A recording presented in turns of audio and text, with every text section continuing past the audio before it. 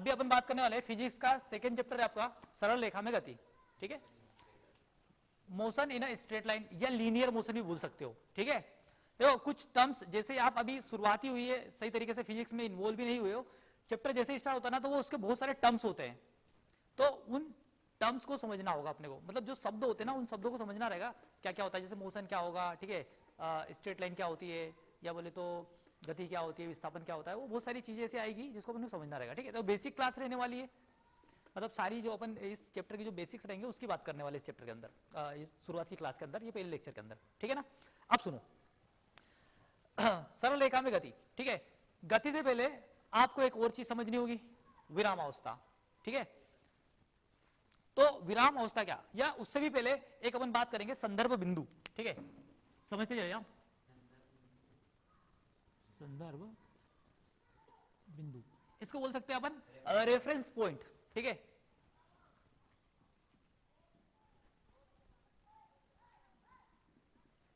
मतलब अगर आप जब मोशन की बात करोगे, गति की बात करोगे, तो कोई एक फिक्स पोजीशन के तुलना करके करोगे, मतलब कोई ऐसी स्थिति लेनी पड़ेगी, एक ऐसी जगह लेनी पड़ेगी, ऐसा बिंदु लेना पड़ेगा जो पहले से ही विराम अवस्था में हो, ठीक है। उसके सापेक्ष अपन बात करने वाले हैं, ठीक है ना।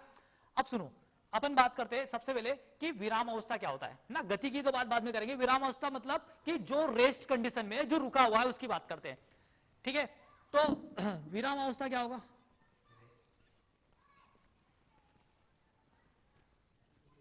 मतलब क्या कि अगर कोई वस्तु किसी संदर्भ बिंदु के सापेक्ष समय के साथ साथ अपनी स्थिति में कोई परिवर्तन नहीं कर रही है तो वो क्या होगा, उसका विराम अवस्था। विराम अवस्था मतलब रुकी हुई है भाई, पड़ी हुई है, ठीक है। जैसे ये चेयर है, ठीक है, यहां पे रुकी हुई है, अब 1 दिन 2 दिन 3 दिन जब तक उसको आप एक जगह से दूसरी जगह विस्थापित नहीं करोगे, जैसे पिलर है, ठीक है, तो पिलर हमेशा यहीं पे रहने वाला है। ऐसा होगा क्या कि 10 घंटे के बाद में चल के कहीं और निकल जाएगा वो, ठीक है, बाहर निकल गया घर से पिलर चलते चलते, ठीक है, ऐसा तो नहीं होने वाला ना। वो विराम अवस्था में भाई तुम कितने साल बाद भी देखोगे, अगर उसको हलाओगे नहीं, उसको हटाओगे नहीं, या आप उसको विस्थापित नहीं करने वाले हो, तो वो रेस्ट में ही रहने वाला है, ठीक है ना।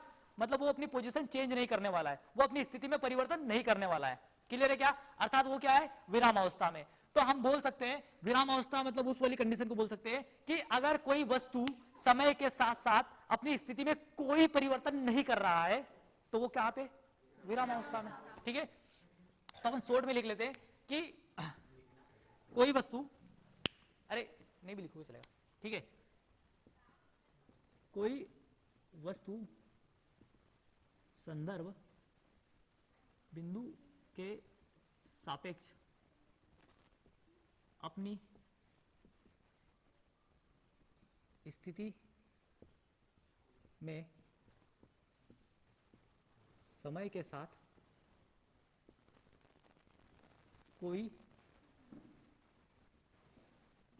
परिवर्तन नहीं कर रही हो, ठीक है। मतलब सपोज करो कि यहां पे ये कोई वस्तु है ना, ठीक है, वो हमने जमीन के साथ में फिक्स कर दिया है, ठीक है, ये वस्तु को अपन बोल देते ए, ठीक है।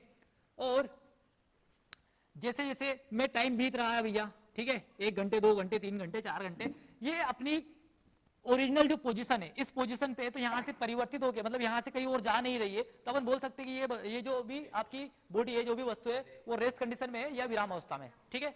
अब देखो जो आपकी गति क्या होगी या मोशन क्या होगा, इसी से निकल के आएगा कि अगर कोई वस्तु समय के सापेक्ष अपनी स्थिति में परिवर्तन कर रही हो तो वो क्या हो जाएगा, आपका गति हो जाएगी, क्लियर है क्या।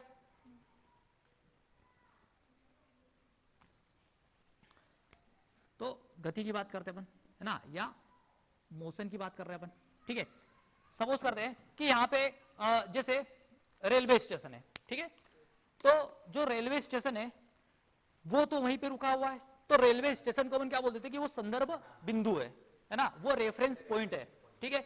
अब जो ट्रेन है, ट्रेन अभी यहाँ पे है, ठीक है, कुछ समय के बाद में वो यहां से गुजर रही है, आगे जा रही है, आगे जा रही है, मतलब टाइम के साथ साथ या समय के साथ साथ इसकी स्थिति में परिवर्तन। देखो पहली स्थिति यहां थी, फिर कुछ समय के बाद देखा तो यहां पे थी, फिर कुछ समय के बाद देखा तो यहां पे थी, कुछ समय के बाद देखा तो यहां पे थी, मतलब समय के साथ साथ अपनी स्थिति में परिवर्तन कर रही है। तो समय के साथ साथ जब भी स्थिति में परिवर्तन होगा उसको क्या बोलेंगे, गति की अवस्था। मतलब जो ट्रेन है वो गति की अवस्था में है, ट्रेन जो है वो मोशन कंडीशन में, मोशन में है, ठीक है। तो हम यहां पे बोल सकते हैं गति किसको बोलेंगे कि किसी संदर्भ बिंदु के सापेक्ष कोई वस्तु समय के साथ साथ अपनी स्थिति में परिवर्तन कर रही हो तो वो वस्तु गति की अवस्था में कहलाएगी। क्लियर है क्या? तो विराम अवस्था और गति की अवस्था, मतलब हम यहां पे लिख सकते हैं शॉर्ट में कि संदर्भ बिंदु के सापेक्ष वस्तु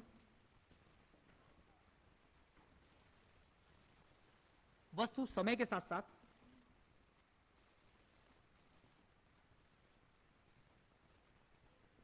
अपनी स्थिति में परिवर्तन कर रही हो, ठीक है।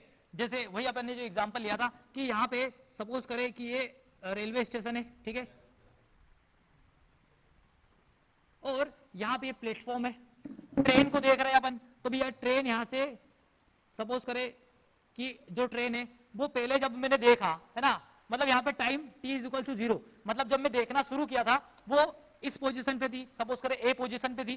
कुछ समय के बाद में, मतलब 2 सेकंड के बाद में देखता हूं, ठीक है, 2 सेकंड के बाद में देखता हूं तो ये ट्रेन यहां पे आ जाती है, ठीक है, और अगला मतलब लगातार मैं देख रहा हूं और लगातार ये ट्रेन क्या हो रही है, आगे बढ़ रही है, ठीक है।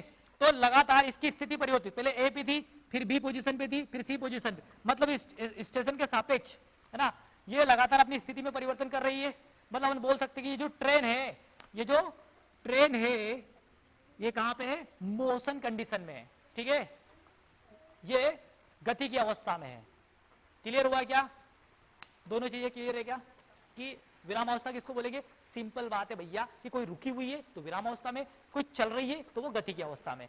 चल रही है का मतलब क्या कि समय के साथ साथ उसकी लगातार स्थिति बदल रही है ना भाई, पोजीशन वो लगातार बदल रहा है, ठीक है। जैसे मैं अभी यहां पे खड़ा हूं तो यहीं पे खड़ा हूं, अब देखते रहोगे यहीं पे खड़ा हूं, मैं भी यहीं पे खड़ा हूं, मतलब मैं विराम अवस्था में। पर मैं अगर यहां पे अभी खड़ा हूं, 1 सेकंड के बाद यहां पे आ गया, फिर यहां पे आ गया, फिर यहां पे आ गया, मेरी चाल कुछ भी हो सकती है, पर लगातार मैं अपनी स्थिति में परिवर्तन कर रहा हूं ना, मतलब मैं कहां पे हूं, गति की अवस्था में, ठीक है ना।